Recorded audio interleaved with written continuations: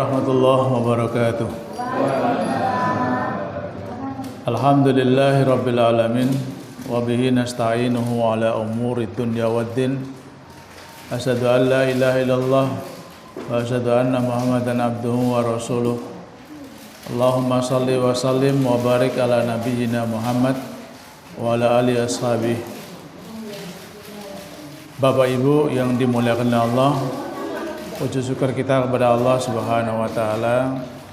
Di kesempatan sore ini kita masih bisa melanjutkan kajian rutin kita setiap Ahad sore dengan tema manhaj tarjih dan produk-produknya, yaitu fatwa tarjih. Pak, insyaallah mudah-mudahan kita masih diberikan kemudahan oleh Allah untuk menghadiri majelis taklim pada sore hari ini. Bapak Ibu yang dimuliakan oleh Allah, minggu kemarin kita sudah sampaikan tentang perbedaan prinsip dasar terkait masalah-masalah yang dipedomani oleh Muhammadiyah, di mana bahwa masalah-masalah yang terkait dengan akidah dan ibadah mahdhah itu prinsipnya adalah ta'abbudi. Karena ta'abbudi maka dia tidak bisa berubah. Dia tetap mulai zaman Nabi sampai sekarang. Jadi tidak ada istilah ijtihad di dalam nas yang sifatnya sudah qat'i. Apalagi itu terkait dengan akidah dan ibadah mahdhah. Adapun masalah-masalah yang bersifat muamalah duniawiyah, di mana kita pahami bahwa masalah muamalah duniawiyah itu kan selalu berkembang. Karena selalu berkembang, maka dia tidak bisa diam atau stagnan. Dia akan dinamis, dia akan selalu menyesuaikan dengan perkembangan zaman. Nah, oleh karena itu ada 3 prinsip di dalam majelis tarjih. Yang pertama adalah apa yang disebut dengan al-mura'at. Al-mura'at itu adalah dalam bahasa sederhana adalah konservasi atau menjaga nilai-nilai dasar, nilai-nilai utama yang termuat di dalam wahyu atau dalil Al-Quran yang otentik, yaitu Al-Quran dan Sunnah dalam menyelesaikan persoalan-persoalan kehidupan. Maka prinsip al-mura'at itu dia sifatnya pure. Nah, kemarin saya sampaikan istilah purifikasi ya. Jadi kenapa kita perlu memurnikan ajaran agama, itu tiada lain dan tiada maksud kecuali adalah untuk menjaga agama, agar agama itu tidak tercampur dengan pikiran-pikiran manusia, apalagi kreasi manusia. Yang kedua, apa yang kita sebut dengan istilah at-taqdis. At-taqdis itu modernasi. Jadi masalah-masalah yang memang secara spiritual dituntut untuk menyesuaikan diri, maka disitulah perlunya modernisasi. Nah, dengan demikian maka yang dilakukan adalah, ini istilah-istilah baru ya, tapi nanti gampang cara memahami. Dibutuhkan reaktualisasi, jadi mengaktual kembali. Ada reinterpretasi, jadi memahami ulang istilahnya ya, memahami ulang terhadap teks-teks yang ada. Sehingga nanti terjadi revitalisasi, yaitu memaksimalkan kembali agar ajaran agama itu bisa diamalkan dengan baik. Nah, ada yang ketiga, ini yang memang betul-betul baru nih, yang kita sebut dengan al-ibtikar. Ya. Maksudnya bahwa memang secara real itu memang tidak terdapat dalil dan petunjuk secara jelas. Sehingga ketika kita menghadapi seperti itu perlu ada sebuah kreasi, ada sebuah usaha untuk menemukan jawaban. Nah, nanti contoh-contohnya banyak. Nah, maka di sini ya, terutama terkait dengan dinamisasi dan upaya untuk menjawab persoalan zaman, ada kaidah hukum yang perlu dipahami. Kaidah hukum itu adalah sebagaimana para ulama usul memberikan sebuah kaidah. Ini pelan-pelan ya, karena sudah mau masuk manhaj. Al-ahkam yataghayyaru bitaghayyiril azminati wal amkinati wal ahwal wal adat. Nah, al-ahkam yataghayyaru, hukum itu dapat berubah. Bitaghayyiril azminati, karena memang adanya perubahan zaman. Wal amkinati, tempat. Wal ahwal, keadaan. Wal adat, dan adat. Nanti saya akan buka satu kasus saja untuk memahami ini. Nah, Bapak Ibu yang dimuliakan Allah, kaitannya dengan ini, mari yang bawa bukunya Fatwa Tarjih jilid 3 bisa dibuka halaman 529 ya, tentang bab sholat. Sudah punya semua toh? Jadi kita kajiannya fokus di dalam tata cara sholat, halaman 529.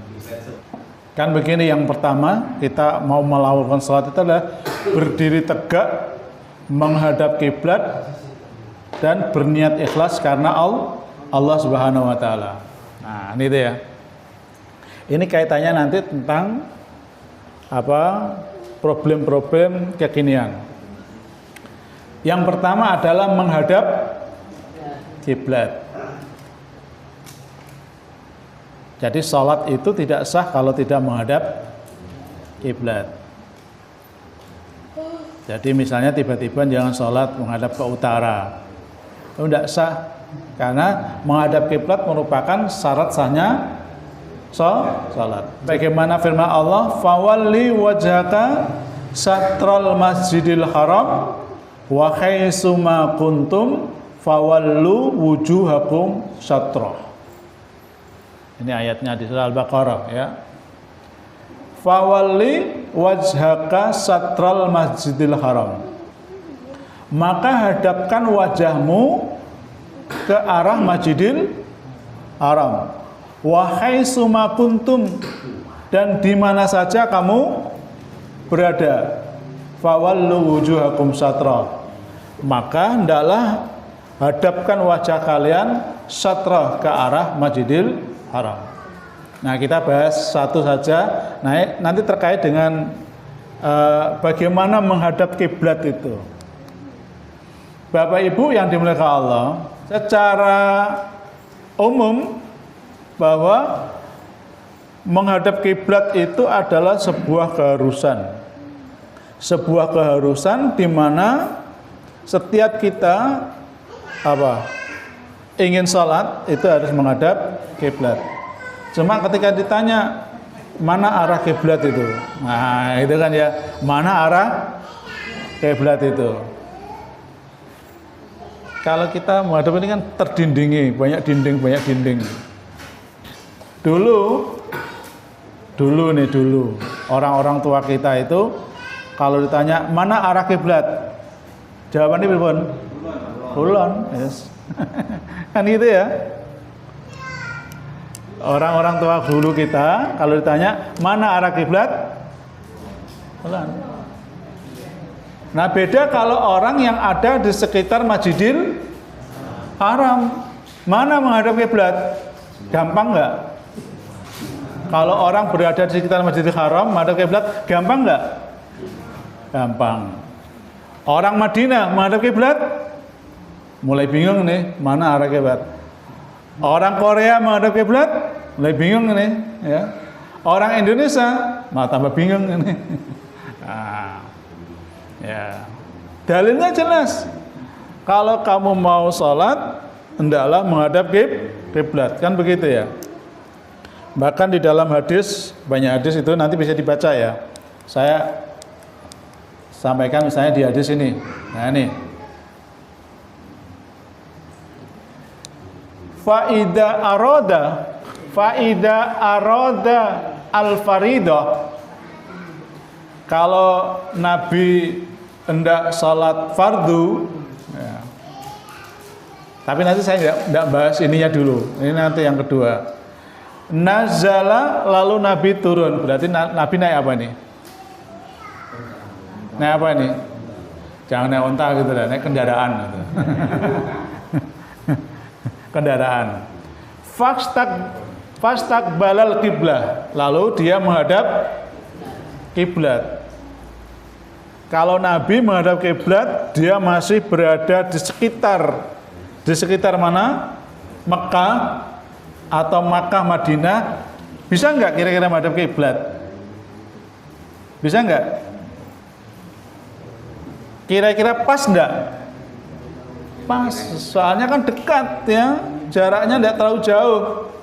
Ya kayak kene wong Tuban ape arah ke Lamongan. Kira-kira Tuban arah ke Lamongan itu kemana ya? Ke sana atau ke sana? Nah, di Ancol-Ancol agak dekat jadi bisa. Nah, artinya bahwa menghadap kiblat itu ya menjadi sebuah keharusan.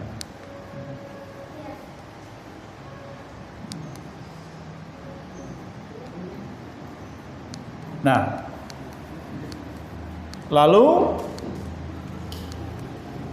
bagaimana kalau orang itu tidak dekat dengan kiblat, tapi jauh gitu ya, jauh.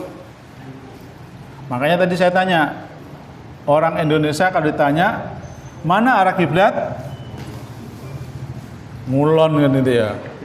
Maka ketika Masjid Agung Kauman itu kiblatnya diluruskan oleh Kiai Haji Ahmad Dahlan, itu terjadi apa itu? Kalau yang lihat film Sang Pencerah itu, terjadi apa? Geger atau buatan geger? Wes kok ada-ada, ora ada-ada. Misale masjid iki ya dilurusno kiblate terus jenengan salat disalahno. Kiblatmu iku salah. Sing bener itu ngene. Gelem ora jenengan? Jadi problem itu ketika kita berada di tempat yang jauh dari kiblat. Dalilnya tadi kan ya. Dalilnya nasnya itu kan masalah kiblat ini masalah ibadah atau masalah duniawiyah? Lo tanglet. Menghadap kiblat itu masalah ibadah atau duniawiyah? Saya mau tanya yang kemarin ngikut pengajian kemarin, Pak Lukman. Nah, lulus enggak kira-kira ini? Kemarin kan sudah ya, minggu kemarin ya. Menghadap kiblat itu urusan ibadah atau duniawiyah?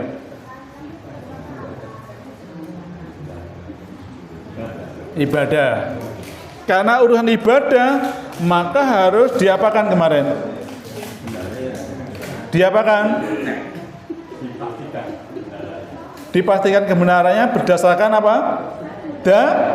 Dalil. Nah, sekarang Pak Lukman salat ini menghadap kiblat. Tiba-tiba salat terus ada orang yang menyalahkan, kiblatmu salah. Kira-kira gimana jangan jawabnya? Kan dalilnya kan menghadap kiblat, tapi jangan begitu salat menghadap kiblat disalahkan orang karena kiblat sampean salah. Kira-kira jangan terima ndak? Menghadap kiblat itu urusan apa? Urusan apa? Ibadah. Tapi bagaimana? Mana arah kiblat? Itu kira-kira masuk apa? Nah ini ya, ternyata walaupun itu ibadah mahdoh, ya, tapi dalam hal untuk memposisikan persis menghadap kiblat itu ternyata ya, butuh kemampuan. Kalau zaman dulu ditanya menghadap kiblat itu arahnya pundi? Kulon. Kenapa jawabannya seperti itu? Jawabannya gimana? Ya karena ilmunya ya sampai situ sudah gitu loh. Ilmune wong mana arah kiblat? Yuk karena ilmu no. Nah sekarang mana arah kiblat? Tak bawa buka aku. Loh begitu caranya. Kenapa? Karena ilmunya berkembang. Cuma persoalannya sudah pakai ini aja kadang-kadang, oh belum tentu benar. Dicocokkan dulu. Nah kan gitu kadang-kadang ya. Nah, Bapak Ibu yang dimuliakan, ada hadis. Ini hadis, tapi ada sebagian ulama hadis mengatakan hadis ini dhaif, tapi ada yang mengatakan hadis ini hasan. Hadis riwayat Al-Baihaqi dari Ibnu Abbas radhiyallahu an. Anna Rasulullah sallallahu alaihi wasallam qala, sesungguhnya Rasulullah sallallahu alaihi wasallam bersabda,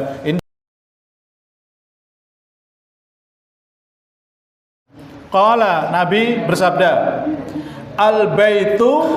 al-baitu kiblatun li ahlil masjid. Kiblat itu adalah kiblatnya orang yang ada di Masjidil Haram. Jadinya begitu. Jadi wong yang tiang-tiang ingkang wonten ing Masjidil Haram menghadapnya ke arah mana nih? Kiblat. Karena kiblatnya ketok. Gitu ya. Karena kiblatnya ketok, salah nggak kira-kira? Masa kiblatnya ketok salah kayak nemen ya. Nah. Wal masjidu kiblatun lil haram. Masjid berarti masjid apa? Masjidil Haram itu kiblatnya orang-orang Mekah. Jadi orang-orang Mekah dan orang-orang yang ada di tanah haram ya, termasuk Madinah ya dan Saudi, itu kalau mau menghadap kiblat kemana? Ke Masjidil Haram. Jadi ketok Masjidil Haram gitu. Wal haramu qiblatun li ahlil ardi fi masyariqiha wa magharibiha min ummati. Dan Masjidil Haram itu, tanah haram atau Mekah itu adalah kiblat bagi penduduk bumi, baik yang ada di timur maupun yang di barat. Walaupun dari sini nggak disebutkan yang di utara dan yang di selatan begitu. Nah kita ini berada di mananya Arab? Timurnya atau timur ke selatan? Timur ke selatan. Kita itu berada di timur ke selatan, ya.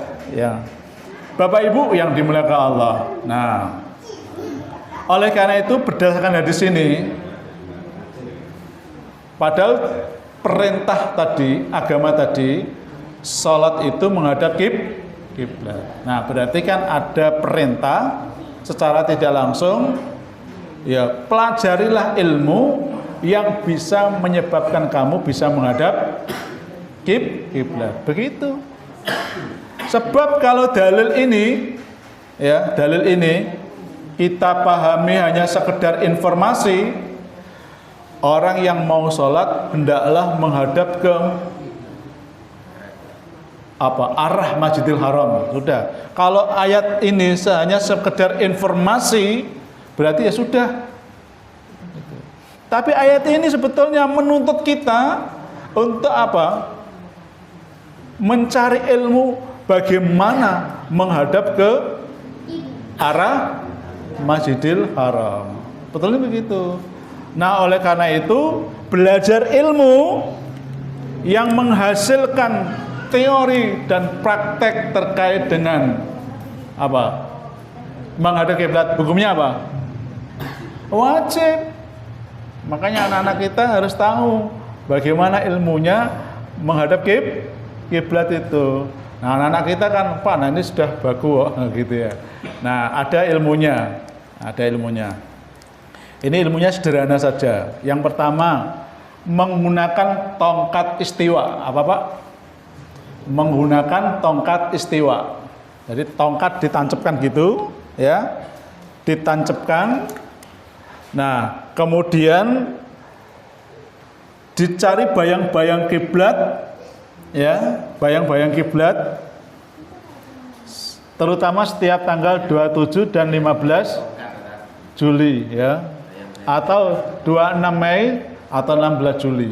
Nah, itu pasti bisa diketahui secara persis, yaitu arah kiblat. Nanti caranya gampang. Yang kedua menggunakan segitiga siku-siku. Nah, yang ketiga ini yang sering, ya, menggunakan kompas sebagai penentuan arah utara geografis. Cuma kompas itu kadang-kadang meleset. Nah, ada rumusnya ini. Rumusnya. Rumus yang sudah baku untuk apa? Mencari arah kiblat. Ketika saya pelatihan, ini barat, ini timur, mencengnya ke sana. Nah, mencengnya ke sana. Nah, ya, menceng ke sana, ya.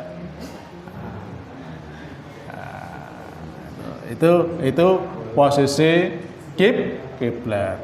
Nah, kalau di sini, ya, itu nanti bisa ketahuan berapa derajatnya antara barat ke kiblat atau dari utara ke kiblat.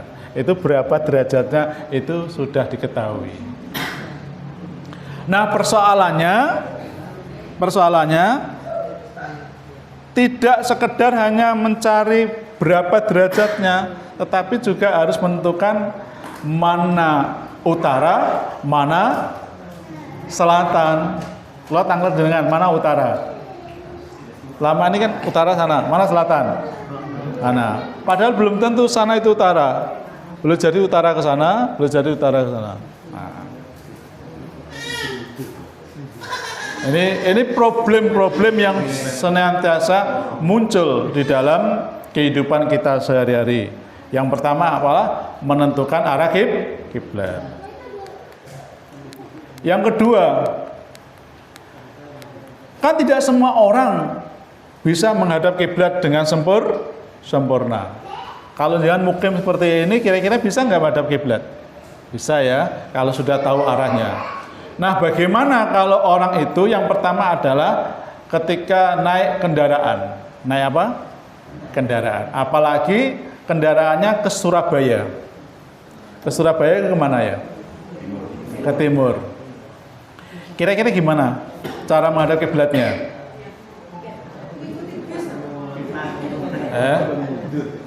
Zaman Nabi itu naik onta. Bisa berhenti enggak? Bisa. Makanya di sini, ya, hadis ini, ya, Nabi itu berhenti dulu ketika sholat fardu. Ya, ini ada hadisnya. Nabi itu berhenti dulu ketika sholat fardu. Ya, berhenti dulu, bahkan Nabi turun lalu menghadap kiblat, ya. Di hadis yang lain, ya. Oh, ini salat sunnah semua, ya. Jadi kalau salat fardu seperti itu. Bagaimana kalau salat sunnah? Nah, kalau salat sunnah itu tidak harus menghadap kiblat, ya. Nah, kita bisa haitsu tawajjahat bihi, kemana saja mengarah itu boleh. Nah, persoalannya kalau zaman Nabi yang namanya kendaraan itu kan onta. Nah, zaman sekarang kendaraan itu bis, bisa kendaraan pribadi. Kalau kendaraan pribadi bisa berhenti enggak? Bisa. Coba kalau naik pesawat, kira-kira gimana? Bisa berhenti enggak? Bisa berhenti enggak? Bisa. Nah, itu. Nah, ini problem-problem, ya, problem-problem yang terjadi pada zaman sekarang. Nah, ada beberapa orang yang digugurkan untuk menghadap kiblat. Yang pertama adalah salat sunnah ketika berada di kendaraan. Nah, itu tidak ada kewajiban untuk menghadap kiblat. Ya.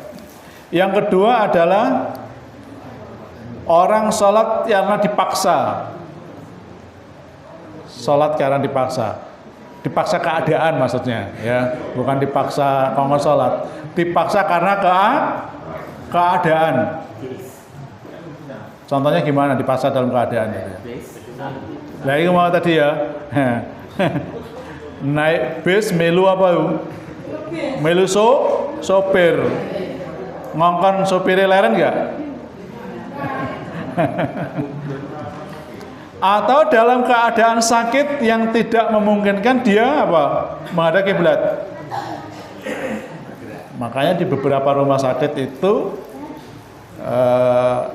desain bangunannya itu yang islami itu diposisikan agar ketika orang yang sakit itu dalam kondisi tidur itu bisa menghadap kiblat. Terutama pasien-pasien yang tidak bisa menghadap kiblat. Ya, tempat tidurnya. Apalagi kalau sudah dipasang apa ini? Dipasang apa, Bu? Nah, berada di ICU itu ya. Nah, berada di ICU itu kan kondisinya kan ya pokoknya atang-atang gitu ya. Tapi dia sadar, salat enggak?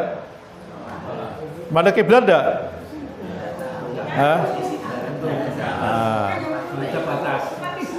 Nah, makanya seharusnya kalau di rumah sakit diarahkan untuk menghadap kiblat. Makanya rata-rata di rumah sakit itu apa? Tempat tidurnya apa? Moving itu apa? Nah, bisa diputar-putar ya. Saya di rumah sakit Muhammadiyah Lamongan itu yang tapi yang kelas VIP ya. Itu bisa moving.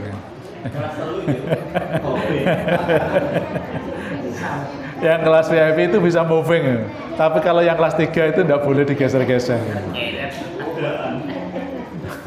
Apalagi pakai, sebentar, ini tanya, apalagi pakai JKN yang kelas KIS itu.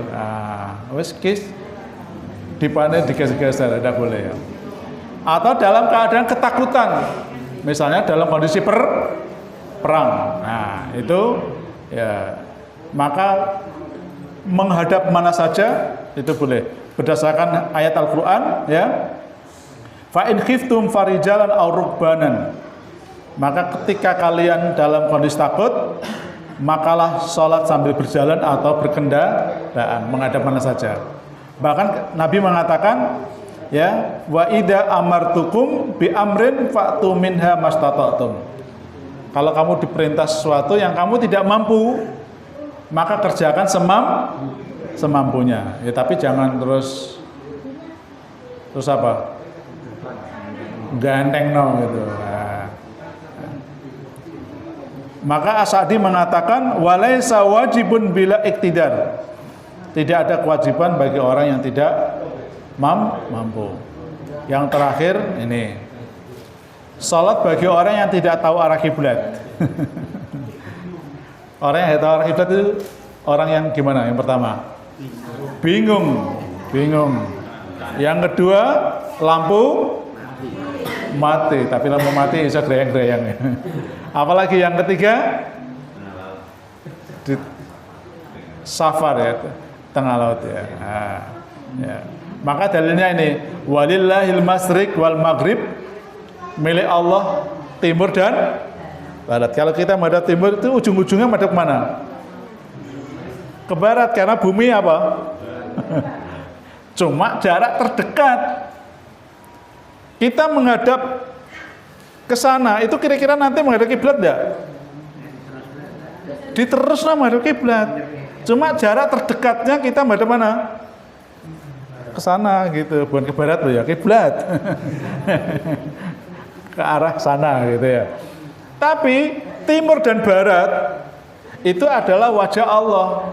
Maksudnya itulah kiblat. Maka orang Indonesia kalau menghadap kiblat kemana?